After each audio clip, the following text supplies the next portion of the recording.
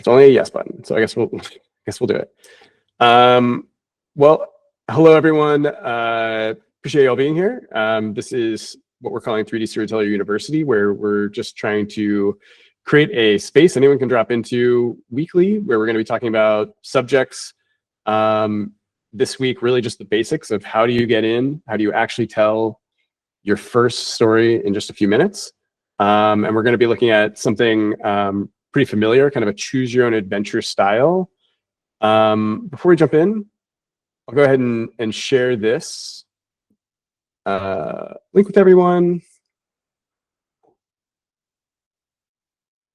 I'll drop this here in the chat. If you want to follow along in the FigJam, you should be able to join that. And we can just build on this each week, or just however we get demos that we want to mock up, because what we'll be doing is we'll really be looking just kind of openly at a process. I'd like to actually show from scratch to actually hitting share how you can make a story, how you can get it out to other people, and then continue to grow those things over time. So just as a quick intro, if you haven't yet, we have our editor for Mac available. We'll have Windows support coming soon. But you can download for Mac through the App Store, or you can just hit this download link when you go to our website, 3dstoryteller.studio. You'll see a big download button up there. You can get it. It's free. Just get in and sign up. And then really before we dive in, after which point we'll have a chance for any questions or just any other thoughts that bubble up that we want to talk about. I just want to highlight a few quick principles that we'll be exploring today. Any quick questions or anything off the boat to mention before I jump in? Cool. All right. In that case, let's talk about 3 principles of 3D Storyteller. Again, 3D Storyteller is a very easy way for anyone to get in and actually create interactive 3D simulation stories that are particularly great for digital learning, engagement, any type of, sorry, there are 4 principles. I added one, you're right. Look at that, it's a learning community in action. 3D Storyteller lets anyone create these stories super simply, but just because you have the tool that lets you do incredible things, you have to learn how to use the tool well. 3D Storyteller is not hard to learn, but it really just kind of transforms how we even tell stories in a way that's participatory rather than lecturing and just kind of presenting information at people. We really want to make something that gets you into the action, drops you in as the hero of the story, and has you making choices, moving the story forward. That's really where learning happens. So the 4 principles that we're going to be looking at here in just a second are pages, using the timeline in 3D Storyteller. This is how you make your story move forward. You just create new pages. Again, we'd like to say it's as simple as PowerPoint. Just make it a new slide, type some more words or actions, and then when you hit play, it all works. Building then on pages and just sort of telling a linear story, we're going to branch our story. We're going to have a moment where in this, the characters will need our assistance to choose the right path, and we'll actually be creating a multiple choice event that'll branch our story depending on how you engage with it as a learner, leading to unique outcomes. We'll obviously be looking at characters too. That was the new principle I added.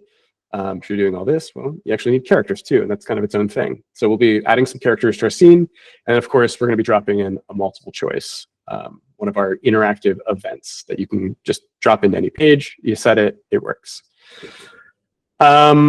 Feel free to raise a hand or interrupt me anytime with thoughts or questions, but I'll go ahead and jump in. And what we've done leading up to this really was we took a scenario that we came up with, just ChatGPT in a few seconds, but something that is kind of familiar, really could kind of exist in any professional setting, whether it's academia, workplace, you name it. But here we've branched out. You can see these yellow ones is who we'll call our host character. we'll pull in a secondary character who brings a concern to you about, in this case, a joke that was made in a workplace setting. There's a multiple choice with 2 options for answers that we'll provide. One of them is our preferred path, which will follow this top path branch. And then we'll have a second choice that might be pretty common in what people might do in this situation, but it's the behavior we want people not to lean on, our less than preferred path. And you can see, really, we just scripted this out. Here, you make that response. Your employee will have a response to that based on your interaction, and then the host will follow up either with, kind of a well done, or that's not the correct answer, and then a coaching tip. So rather than telling you what the right answer is, we let you decide for yourself, and you could play through this many times. You could practice this, and of course, this is a pretty simple story. From here, you could really grow this into a lot of potential things, including many types of endings and outcomes, which can be really fun. So again, all we did was use a tool called FigJam. There's a lot of tools like this. You can just do this with paper and pencil, but I always find it's better to just map out what you want people saying, think through what they're doing before you jump into 3D Storyteller. It just makes it a lot easier. And then really you can streamline your workflow having already thought through it all. So with that in mind, I'm going to keep this window open for myself. I'll just be pulling in copy-paste style as we go. But as you see pretty quickly, we're going to mirror this using our pages in 3D Storyteller, and then just drop in characters and dialogue, and then our interactive event to bring it all to life. So let me go ahead and switch over here.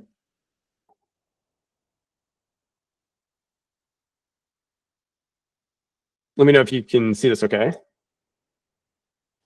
This is the dashboard for 3D Storyteller here, and I'll come in and just maybe create a new story. We'll call it Conflict in the Workplace. And I'll just go ahead and create that new story. It's going to load the environment and characters here in the background for us. Right. Sometimes takes a couple. Yeah, go ahead. Is this the official build or the test flight build? This is the official build from the App Store. Okay, got it. I believe. Okay, so when you create a new story, there's a lot going on, and it might be helpful just to orient everyone to what we're looking at before we jump in and start editing. So first of all, we designed this to feel really familiar and flow together naturally in the form of a click and drag drop down interface that really requires no code, no technical level of skill required. Really, once you're familiar with this, you can put the energy into telling a great story, making it cinematic, engaging. That's what this tool's really made for. Off the top left, we have our chapter level assets. So here's our character. We've got the environment, the camera, really everything that appears in this particular chapter. And we can have many chapters in the story. But everything that's here can be found in this hierarchy menu. I'll come back to page events, but you see I've clicked the character here, Jason. We can change that character, whatever we want. But really, we can see Jason's properties, including the dialogue that he's saying here. We can click to edit that. We can change what he's looking at, his focus, to different things in the scene, as well as animations, poses, or even his position or scale in the scene. Coming down at the bottom here, you'll see our timeline canvas with 2 pages made for you. You can move this canvas around. You can come in here and edit the pages, just like in FigJam or any other flowchart tools.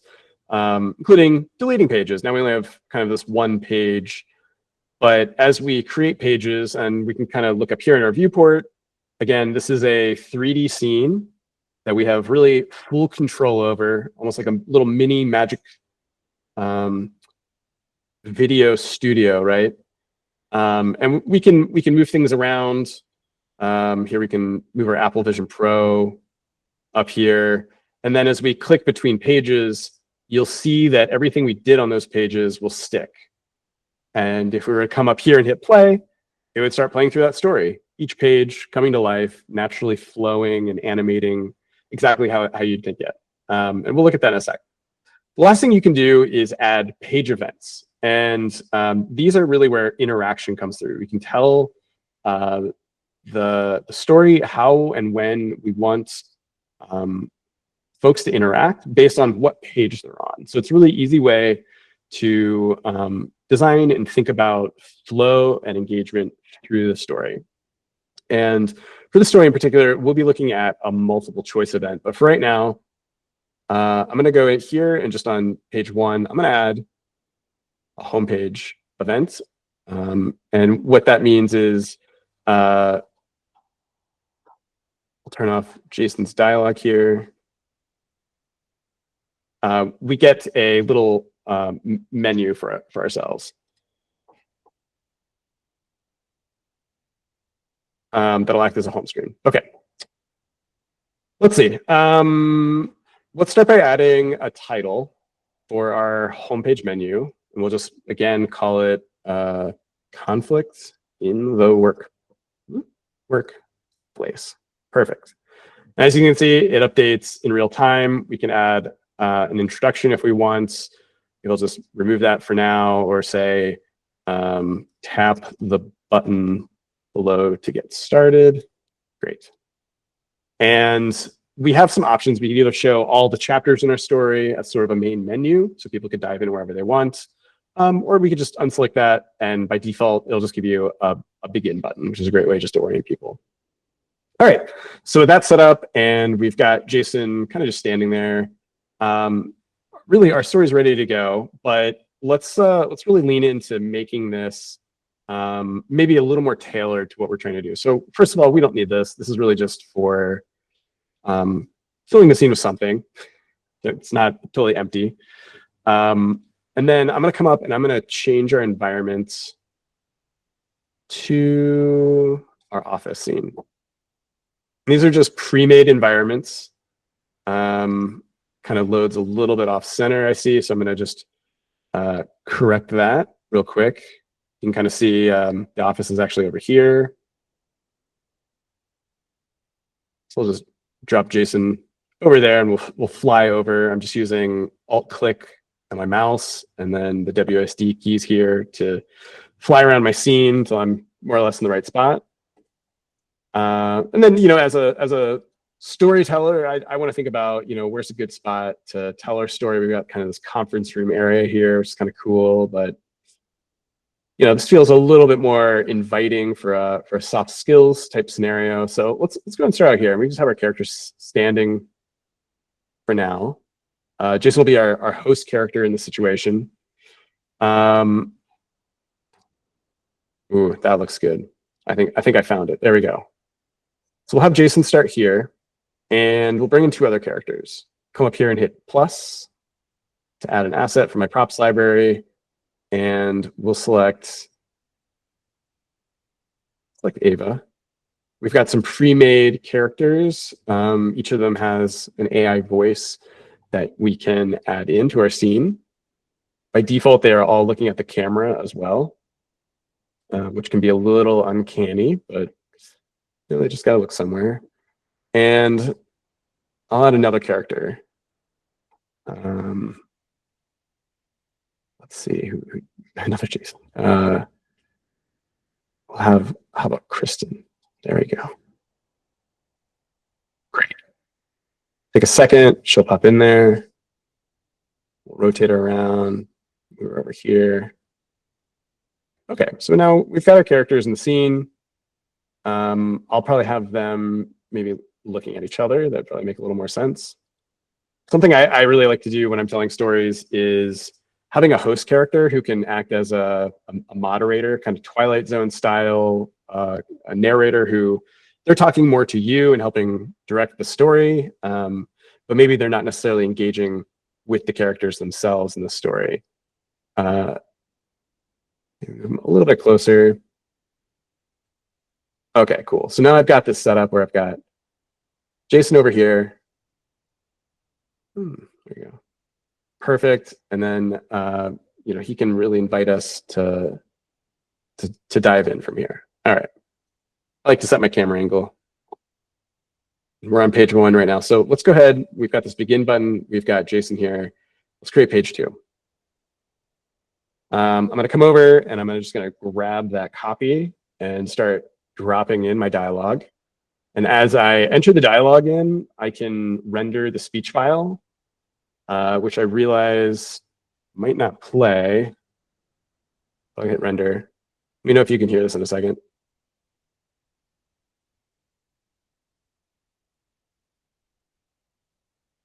Okay. Were you guys able to hear that at all? No, I couldn't hear that. No? Okay. I could maybe disconnect my headphones. How about that? Hopefully you can still hear me here, but now when I hit... Welcome. In this short scenario, you'll take on the role of a team lead navigating a tricky situation. Were you able to hear that at all? Yeah, it sounds like it's coming. It is. Interesting source, but I can hear it though. So that's okay. We can figure this out for future demos. Just how to pipeline audio, but for now we can at least hear it. And we've got this welcome dialogue. He says 3 things, so I'll make a couple more pages here for Jason.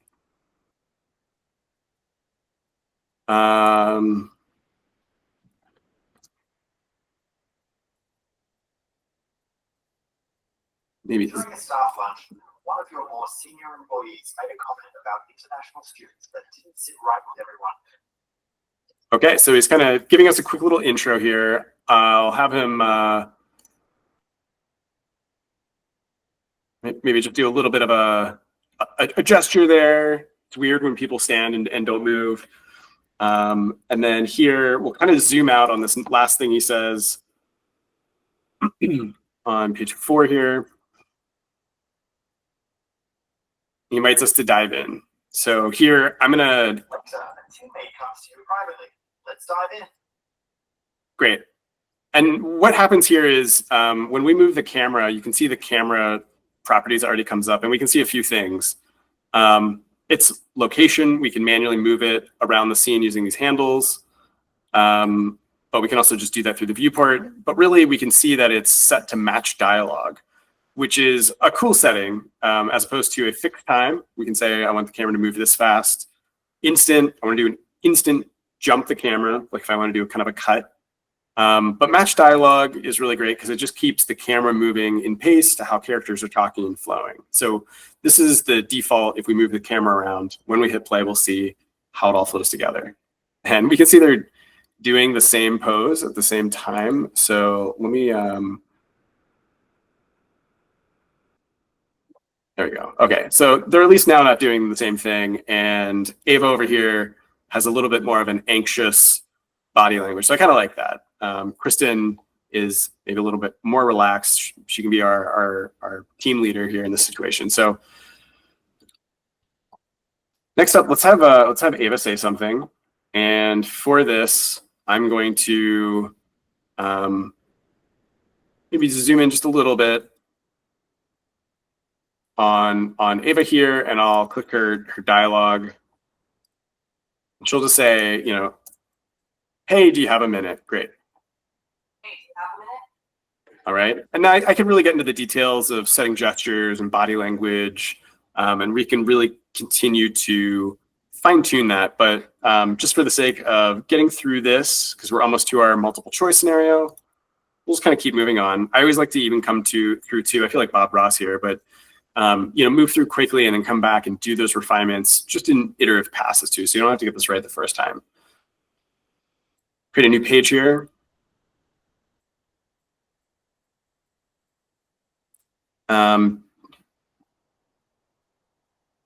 see how that sounds.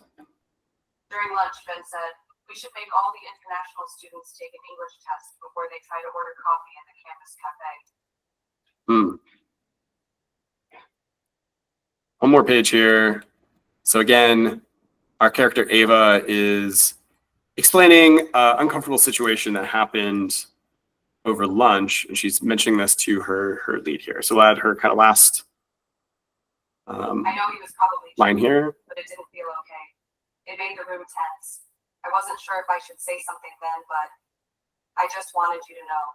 Okay, cool. All right, so we've got our situation here, and now we're ready to go back to Jason, who's going to ask a multiple choice question here. So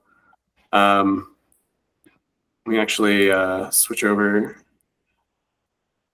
I want him to speak. I want to show the speech bubble there. And I'm going to just delete his copy there. So now when we go back to him, I don't have to zoom in that much. There you go. All right, so we got Jason here. How should you respond as the team lead here? Great. We'll render that. How should you respond as the team lead here? Okay, but in this case, I want him to speak. I don't want to show the speech bubble. And actually, I want to show maybe more Kirsten. So I'll zoom out just a little bit here. And on the same page, page 7, I'm going to add a page event, which is that panel just below the chapter assets. And in this one, we want to add a multiple choice. So now on page 7, we've got a multiple choice question. And we can see its properties over here when we select in the page events.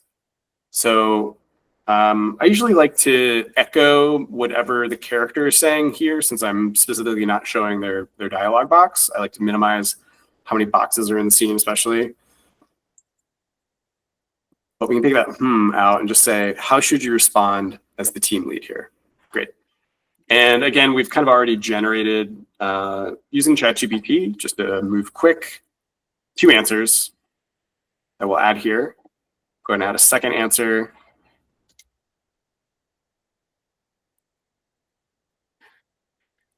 There you go. Okay, so answer 1 is, thanks for letting me know. I take this seriously and I'll speak with Ben privately.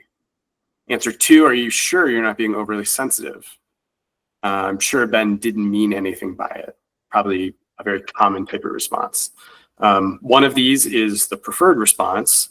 And from here, we'll want to start branching our story. So change her title again. And then maybe I'll, just for, have him point forward. I'll give him give a point there. Actually, that doesn't even make sense. Let's have him. What would that be? Gesture left. I always have to do that. I can never remember which one's left and right. So gesture left here. There you go. So now he's prompting you over towards Kristen, who will also just have Jason focus on here. So it's kind of drifting over there now. All right. So got a multiple choice event. When we click on page 7, up above it in the timeline controls, we can change the chapter we're in or make a new chapter. We can change the page's name. It's auto-numbered for reference, but each page has a unique name. Maybe we'll color code this so we can see where our multiple choice is. And right here, you can see a tooltip pop up for branching timeline. We're gonna click that. Here you can see it makes a new page. And then I'm going to click on 7 again and hit branch again. Now we have a second branching outcome here. So in both of these, we'll have the character now say what we told them to say. So on page 8, remember on 7 here, thanks for letting me know. I take this seriously. I'll speak with them privately. I want her to say this now. Kind of feels weird just to select something and then not hear it happen, right? We want people to experience this. So here, now I'll actually take a moment for the character to say that line, deliver it. Thanks for letting me know. I take this seriously. We'll render that. Thanks for letting me know. I take this seriously, and I'll speak with Ben privately. Great. Okay. And the second one here, this is, are you sure not being overly sensitive? Not being overly sensitive. I'm sure Ben didn't mean anything by it. Okay. In this case, choice A is our preferred path that we're going to go down. And if we even want to, you know, maybe label these, I'll change the color code here. So 9, make red. That's our less preferred path. And green for 8. Cool. So our character in both cases now delivers that line. Maybe we can even zoom in just a little bit to be slightly dramatic. There we go. Perfect. And then I'll come back up to 8, and we don't really have to go through this, but just quickly, I'll zoom out. Oh, sorry. There she goes. She says it. Now I'm going to make a new page. And on page 9, I'll zoom back out a little bit, kind of bring Ava back in here. I'll have her say her line. Thanks. I didn't want to overreact, but I really appreciate you taking it seriously. Nice. And then I'll zoom in on Jason here, who's now looking at the camera. And I'll have him say, well done. So this is the follow-up based on your choice. We get to see how the scene plays out. And then we come back and either reaffirm or correct based on how you engage with the scene. So you get to explore, you get to try, and now you get to discover the outcome of that choice. Well done. You acknowledge Amina's concern and committed to follow up without minimizing the issue. I realize it's using the wrong names here. We could just go back through at some point and just correct those to match the characters or change the characters, vice versa. We'll just go with it for now. Last line. There we go. Even small comments can impact team culture, and trust grows when leaders respond with care. Cool. And that's the end of that path. Let's go ahead, and the last step really is we need to hook up our multiple choice so it knows where to send people. And you'll see here when we click on the multiple choice events on page 7, we have answer 1, and below it currently is blank, but it says page here. We can choose what page to send it to. In this case, we want to send it to page 8. It shows page number 8, and then its actual name, just for ultra clarity, but we're just looking for 8. Of course, it's not going to happen. And then 12, oops, 8 and 12. There we go. We can also set the correct answer ID. So this is especially great if we want to track specifically awarding point or some type of background accumulation score based on how people go through. This can be really cool too, because at the end of the experience, we can even summarize how they played through the entire thing based on a score they got. So it doesn't necessarily mean like score and points and leaderboards. It just means we can attach some really valuable information to this just to provide even more detailed feedback or collect engagement information. So clearly, I have not created this bottom path here. I'm not going to do that right now. We'll go through and play it though. And I'll come up here. I'll hit our play button. And now we'll actually get to see this come to life. So this is exactly how it would play if we wanted to publish this to a smartphone, a device, someone else's desktop, what have you. Welcome. In this short scenario, you'll take on the role of a team lead navigating a tricky situation. During a staff lunch, one of your more senior employees made a comment about international students. See how the camera is subtly moving? Later, a teammate comes to you privately. Let's start. My bad. It's user error. Ben said, we should make all the international students take an English test before they try to order coffee in the campus cafe. I know he was probably joking, but it didn't feel okay. It made the room tense. I wasn't sure if I should say something then, but I just wanted you to know. How should you respond as the team lead here?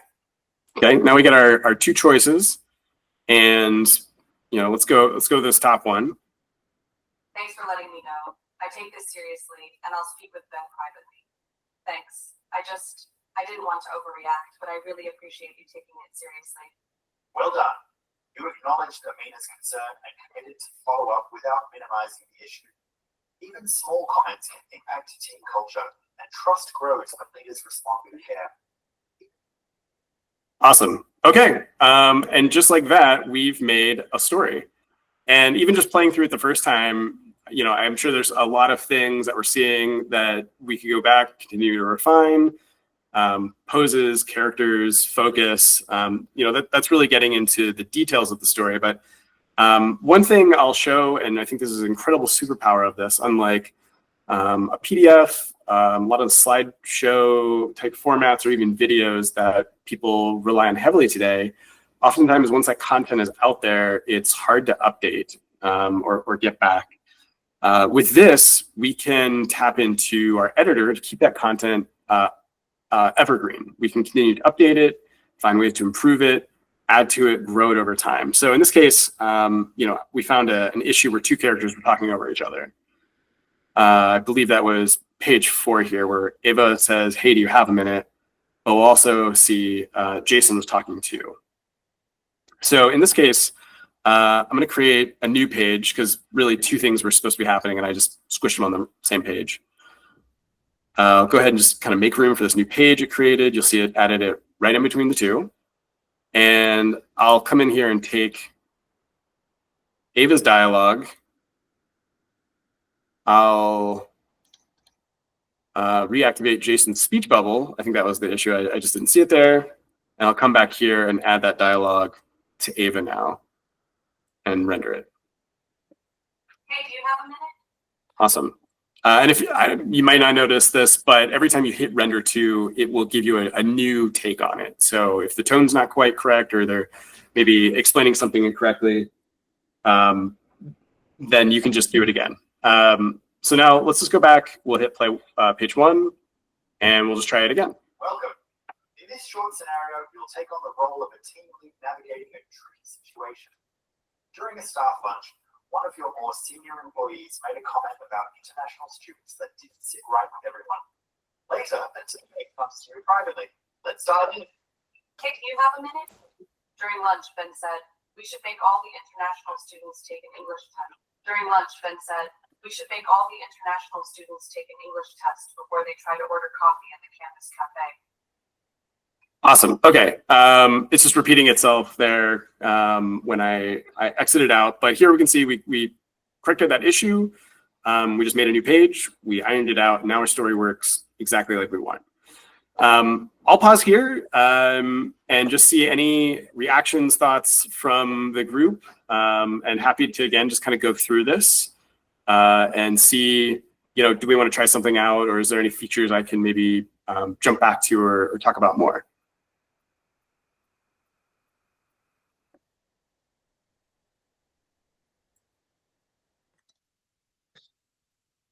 I just wanted to say thanks for walking through just a general demo. I've, been using this quite a bit, but it's all it helps. So I appreciate that. I think that was a good demo. Yeah, awesome. Logan, I see a hand raised. Yeah, could you elaborate on the publishing options and how that actually works, and how do we actually share this with someone? Yeah, okay. So again, just for context, I think someone maybe just popped in. So here we've just created basically a story in, I wasn't timing it, maybe like 20 minutes or so. We've got our pages, comes up to a multiple choice event, and then we've got 2 branching outcomes. And this really kind of is the foundation for probably a much bigger dynamic story. But really a choose your own adventure where people can explore this and see the story come to life. So what Logan's asking about really is, how do we share that then? So we just created this probably faster than I could have made a PDF about it. And now there's 2 buttons at the top here that I'll show off, and this is kind of where a lot of the magic happens. First, we have draft. 3D Storyteller lets you publish stories so people can try them. It also gives you the ability to work on them and edit them and save drafts that you can roll back at any point in your history. You have full freedom, but it gives you a lot of flexibility. So you can keep refining things, and if you're happy with it and you want to push it live, pretty easy. You just come down here, click commit changes. It'll take a second. And we should see a quick notification for that pop up, and we'll be all set. And what it's doing here, every time we make a change, it's all saved to the cloud. And anytime anyone on any device accesses the story, they're going to pull the most recent available version of that story to play through. So again, this is a great way to keep content evergreen, be able to make really responsive changes based on how you're seeing people engage, or maybe changes in a training program. Once it's ready, in just a second, we'll go ahead and hit publish. There we go. Okay, commit successful. Our draft is now saved. We can get back to that anytime up here through our history and just dismiss it. So now we can see it's committed. We could quit, we could leave, we could walk away. We know it's out there, but we want to share it. So let's hit publish. The story is already available via the cloud, like I mentioned. What this gives us is a customizable story code that we can copy. And anybody with this code can go into the free 3DStoryteller app for any device, enter that story code in, and immediately play this story, just like we see it here. And that's just, we wanted to make that as easy as possible. You can add a password option if you want that extra level of protection. And you can copy a shareable link, which is the same as the story code, but it will also include a link to the download page if they don't already have the app installed. If they do have the app installed, they can just use the story code. And one thing I ahead. wanted to make sure I understand clearly is, so like the desktop version of the application has both the editor and the player, but the mobile version is just the player, right? Is that how I understand it? Yeah. So, and we're trying to figure out how to make this more clear and usable. But for now, the desktop is both. It may make sense to separate out the editor just to be more clear at some point. We're open to thinking through that. But yeah, if you just download the iOS, iPad apps, you would have a player app. But if you want, optionally in the desktop, you can sign up for the creator account. Also, awesome. So now that we've published and shared, any changes we make, so now all we have to do is recommit those changes and they're live for the user. Is that how that works? Yeah, like let's go and say I wanted to continue telling that story. We kind of left off here. And we want to add Ava's reaction. So here's the multiple choice. If you pick this less than desirable question, we've set our multiple choice box to go to page 13. It was down here. We labeled it red. Kristen gives us her reply. And then we'll turn our camera, look at Ava, and now she's going to have a response to this as well. We'll enter her dialogue, which I flowed out previously. We'll render that. Figured you'd say that. I just thought maybe we could make this a more respectful space. See, yeah. There we go. That's pretty accusatory. Okay, so if we go back and play through this, here we'll hit begin. In this short scenario, you'll take on the role of a team lead navigating a tricky situation. During a staff lunch, one of your more senior employees made a comment about international students that didn't sit right with everyone. Later, a teammate comes to you privately. Let's dive in. Hey, do you have a minute? During lunch, Ben said, we should make all the international students take an English test before they try to order coffee in the campus cafe. I know he was probably joking, but it didn't feel okay. It made the room tense. I wasn't sure if I should say something then, but I just wanted you to know. How should you respond as the team lead here? All right, this time we'll choose the less desirable path. Are you sure you're not being overly sensitive? I'm sure Ben didn't mean anything by it. I figured you'd say that. I just thought maybe we could make this a more respectful space. I figured you'd say there that. There we go. I just thought. All right, she'll repeat that line. More respectful space. So there we go. So we've just made that change. Now we can come up, we can see that we're editing a draft of this. So people who have access to the published story they're still playing the previous published draft or changes that we'd made. Let's say we like this now, we can go ahead and commit those changes. And then as soon as this commit is successful, the next time that story is loaded, they'll get that most recent version of the story. So it would happen fairly instantly, other than if you were actively in the story right now. Yeah, good questions though. Any other questions or thoughts? Happy to touch on anything else before we wrap up. Cool. All right. Well, thank you so much. If anybody wants to, I'm happy to actually publish the story code here. I'll share it in the chat. And if you want, you can download it. You can try it for yourself. There we go. It's live. Let me copy our story code. And I'll paste it down here. Awesome. So if you copy that and go into 3DStoryteller, you can download it for free. You can drop the story code in and hit play, and you'll be able to play this story as well.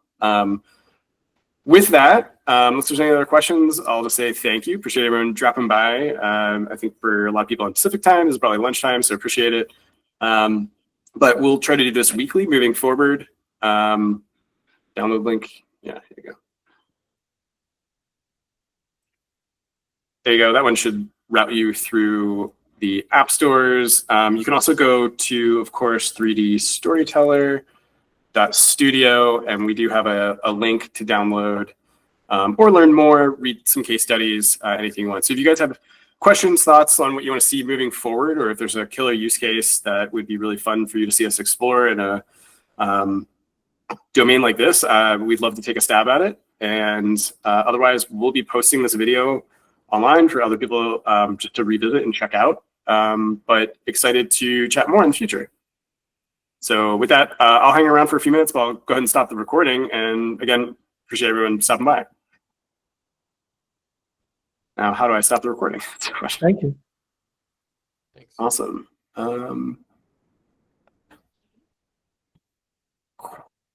don't know. Oh, there we go. Nope. Am I now recording it? I don't know. Well, anyway. All right. Well, thank you. I'll be around. Feel free to message or DM. There we go. All right. I'll talk to y'all later.